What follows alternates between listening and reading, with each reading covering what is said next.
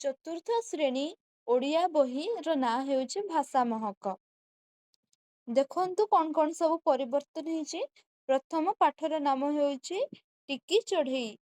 ତାପରେ ରହିଛି ଆମର ସ୍ୱାଧୀନ ଦେଶର ସନ୍ତାନ ଆମେ। ତାପରେ ରହିଛି ନକଲି ସୁନା, ଯାହାକି ଏକ ଚିତ୍ର କଥା ଅଟେ। ତାପରେ ରହିଛି ଜୟୀ ରାଜଗୁରୁ। ତାପରେ ଓଡ଼ିଶା ମୋର ଦେଶ, ଯାହାକି ଏକ ପଦ୍ୟ।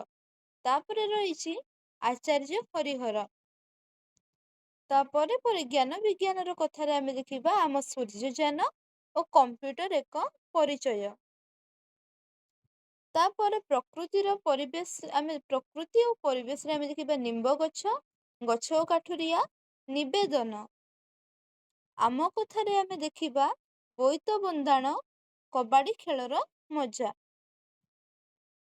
ତାପରେ ଆବେଦନ ପତ୍ରରେ ଆମେ ଲେଖିବା ଦରଖାସ୍ତ ଲିଖନ ନମୁନା 1 ଓ ନମୁନା 2।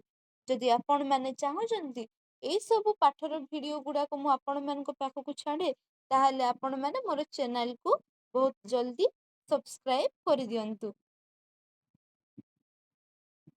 ଏବଂ ଚ୍ୟାନେଲକୁ ଲାଇକ୍ ମଧ୍ୟ କରିଦିଅନ୍ତୁ।